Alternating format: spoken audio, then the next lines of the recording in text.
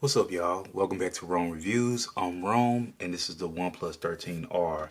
I want to do a 1 week later review on this phone because I just was pleasantly surprised with it, and I've just really been pleasantly surprised with what we have out here in the market these days. But this mid-range device is lovely.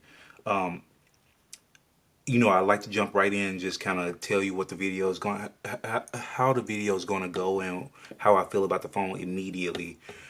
So first thing first, I actually thoroughly enjoy this phone. It's been great. The screens are great, and you can see my low battery alert is on, and I'll touch on that in just a moment. I'm getting 2 minute alerts, so let me go ahead and do not disturb. Cool. So we can move forward. All right, so this is the white version. I forgot what fancy name they gave it, but it has this lovely texture on it, and I hope that's showing up on camera for you. But it has a lovely texture on it. That's why I actually don't have a case on here, and I rock it without the case. So we'll just go over the body real quick and just do our typical thing that we do. So first things first, we got the power, we got the volume rocker, and I think this is aluminum alloy frame. It feels really good in the hands, no sharp edges. It feels like what the new Samsung S25 Ultra looks like because I don't have it, so I can only imagine. But yeah, you know how those Samsung normally have those sharp corners, but this has flat all around, but rounded corners around, like slightly rounded around all of the edges on the phone, which is so nice. Except for the screen. The screen is completely flat, which I really actually appreciate because it makes the screen feel huge. Anyway, moving on. On the other side of the phone, you have the alert rocker, the alert slider, and I absolutely have become addicted to these on all the phones that I use that have them. I actually adore that. So let's put that back on silent. And on the back, of course, you have the cameras, and you have a 50 megapixel wide, 50 megapixel periscope, I believe it is, and a 8 megapixel ultra wide, which is, I feel like that shouldn't be a thing anymore. But also, I don't use ultra wide, so I haven't noticed it. So I'll say that. But I feel like 8 megapixels should be gone.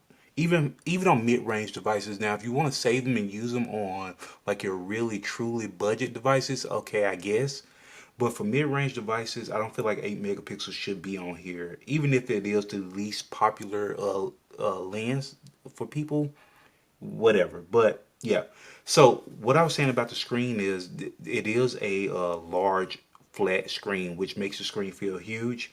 It is actually a 6.78 inch screen, and it gets extremely bright. You can see it in direct sunlight. I have a dark wallpaper on here, and it still shows up great.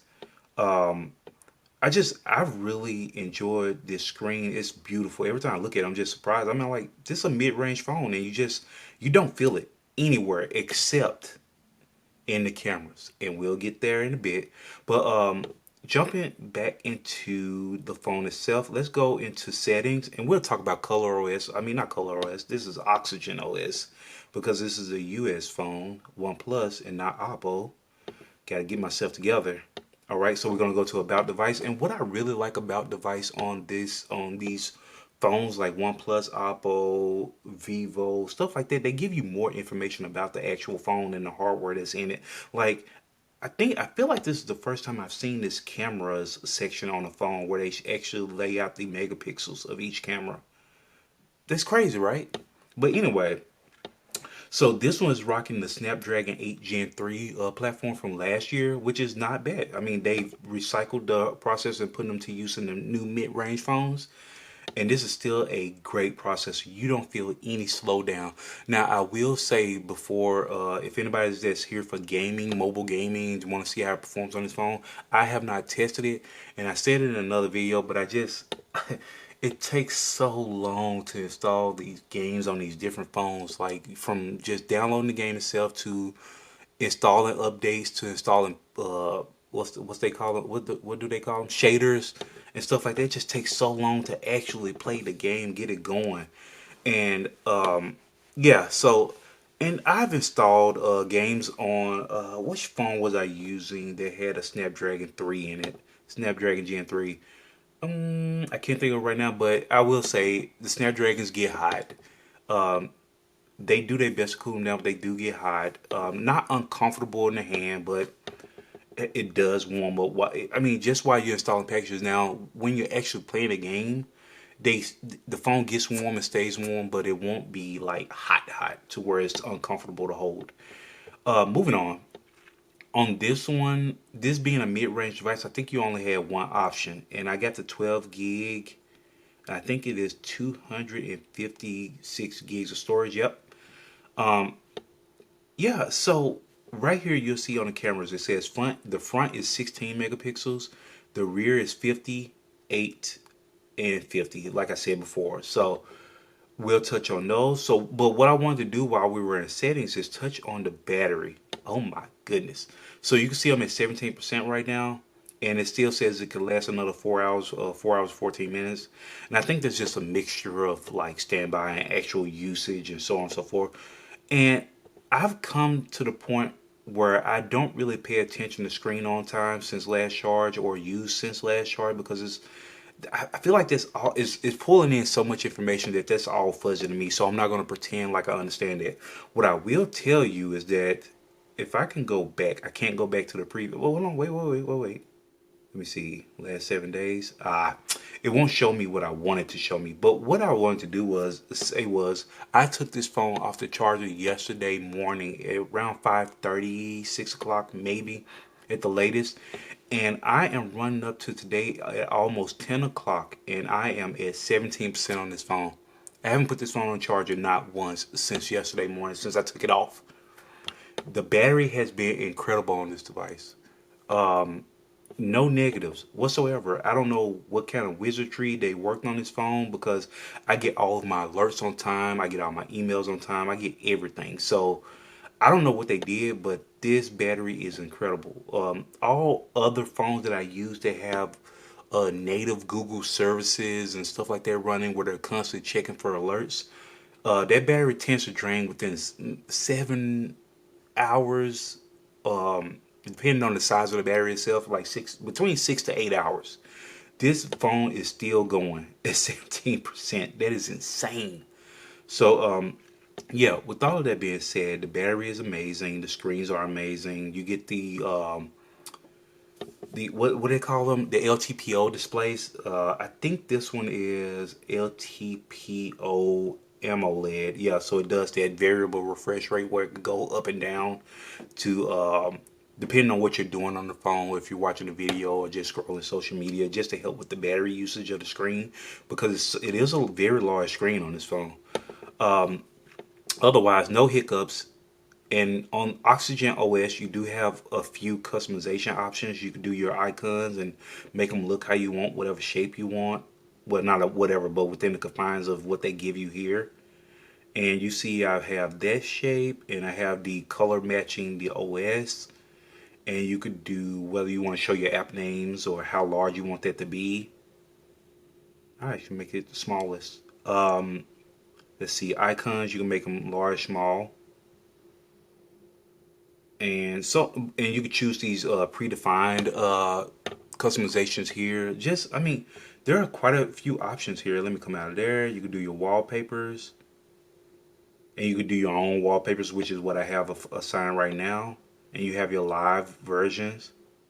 And there's one of these where you could actually swipe your finger on, and it'll maybe I'm thinking about another phone. I tend to do that. Sorry, y'all. But yeah, you can move it, and it'll move as you swipe left or right. And I think most of them do that. Most of these cloudy looking wallpapers do that. Maybe this one does. Maybe this one doesn't. But yeah, anyway, you have quite a few customization options here. Actually, if you go into settings, you have a bit more. So wallpaper and style, and you'll see that you have themes here, and they're all, I mean, fairly decent. I do feel like these titles that they put on these themes are kind of cheesy for my taste. But like I like the cat and the dog ones where they're kind of popping through the letters. Discard. So those are pretty neat. I wish you could do it more with other photos as opposed to having to use these. But yeah, I mean, interesting. But yeah, you have your font here, and you could choose from three different ones. Nothing crazy. You got your icons. We went over there. Always on display. You have a few different options here. You can see that. All right. And I feel like I've shown these before, so I'm not spending too much time on them. Let me wipe my phone off, you guys. If you watched a few of my videos, you know how I feel about fingerprints being all over my screen. But anyway, moving on. Let's see, display and brightness. So with the battery lasting as long as it has, I'm running on max brightness just for the sake of the video, so it's always bright and not moving up and down. But I typically let it adjust itself based on whatever kind of lighting I'm in at the moment. But on these phones, I always turn on eye comfort and bedtime mode just to protect my eyes as much as possible because I'm staring at phones all day and testing them out. You'll see that I have the display size small. There was one I have turned all the way up. So let's see, eye comfort, screen color mode, display size. Let's see, screen attention. So I have screen resolution. I have it on highest, which we all know uses a little more battery power. Screen refresh rate also on high. So I turned everything up on this phone, and I'm still getting amazing battery. So what else can you say? So let's see, what else? Color OS. And okay, let's go ahead and get it out of the way. I'm gonna do the camera section real quick, and I've taken a few photos and videos with this phone, but I'm not gonna go through all of them. I will tell you that the phone, for the most part, is pretty consistent in what it does, and I'll tell you that it every now and then you will get like an odd photo. I'm not a big fan of selfies. So I'll do the selfies piece real quick because you could tell that I just took these photos real quick because I don't do selfies. But it does something odd with my hair where it makes it look way more gray or something going on. I'm getting old, but I'm not quite that old yet. Let's see. And you see, like, it does some nice stuff, but it feels like the blur or the bokeh or whatever you want to call it around the edge of me just seems, I don't know, abrupt is the word, or just like, it just don't seem like it's well done on this particular camera to me. Just my opinion. I'm not a photographer by any means, but even I went to get ice cream with the family yesterday, and you could see like I used portrait mode to take a picture of this ice cream, and it struggled with the edges on this where the person in the background standing. It struggled to figure out where to cut that off. So it does have its weaknesses, but it's not a bad camera by any means. It's an okay camera. And that's typically what you're gonna get on a mid-range device. So nothing crazy, but it's not bad. Like I said, it's okay. It'll capture photos. I mean, well, when things are in motion, but you know how some phones have the mode like a fast shot mode or something like that for kids, a snapshot mode for kids. But yeah, so when things are in motion, you can bet that it's gonna be kind of hit or miss. You can tell right here with the track. What is this? Front loader. What is it called? But anyway, you can see. But every now and then, like my son right here, he was moving. He trying to ride his giraffe, even though he can't. Um, and it caught a very decent photo. No complaints at all about that one. And I was testing out night mode, or not night mode, but just really really low light photos on it, and it does okay. I mean, it gets the job done, but you can see these are two extremes. So it's just gonna be here or there with this phone. I mean, it's just the way it is. Videos are really nice. My son is just chaotic. Look at him. He's just chaotic. The videos are really nice. No complaints there whatsoever. But you could tell how it adjusts the lighting really strongly from when you move the phone. We're in the same room, the same lighting. The TV may change a little bit, but the lighting changes abruptly as you move it through. So yeah. Let's see what else. But it is capable of really decent photos. Like I was having sushi with my wife the other day, and it's capable. It's capable. So you may have to snap a shot or two, but every now and then you may get lucky and just get it on the first try. So it is what it is. Like I said, I do not do ultra wide photos, so I don't have any. But I just took a picture of the sun setting going down through the window upstairs. That's why you have like this glare, this ring around it. Cause it's not the phone; it's just the window from upstairs. This is what it looks like when I take photos through the window. So just that. So really nice photos, very capable. Just nothing. You just won't get anything crazy out of this phone. Okay. So that is the camera. And what else was there? I mean, there's not really much to talk about. I mean, just a really solid mid-range phone. Now, I will say that my only gripe, yeah, I think it's my only gripe about the phone is the price. It is a mid-range phone, and I get it. It does have the last year's Snapdragon Gen 3 in it, which is a still very extremely capable processor. But for it to be a mid-range device, I still feel like mid-range devices are too expensive. I don't know why I feel like that, but I do.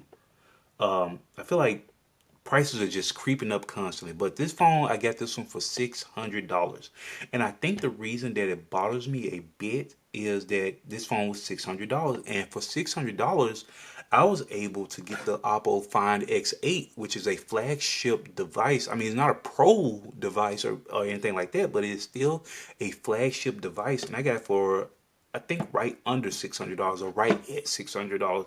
This with taxes and everything jumps up a little bit, you know. So what OnePlus does to compensate you a bit though is they will send you your charger cables. They give you free headphones and stuff like that. They gave you a case with the phone. I have to find it around here. I think it's downstairs somewhere, but it's just a clear case so you can still see the color, the texture on the back and everything like that. So they give you things to make you feel better about your purchase. But I mean, don't get me wrong. don't don't let the price sway you too much, because even though this is a flagship phone, it is smaller and it is heavier. So I mean, you do get all the good cameras and stuff like that, but this is still a great phone. So don't let me sway you too much by talking about the price. I mean, I think it's just the way things are going now. But anyway, this has been the OnePlus 13R. I really appreciate you guys tuning in for another video with me. I truly appreciate it. So if you're here and you made it to the end, feel free to drop a like and subscribe to see more videos like this. All right, I'll catch y'all later.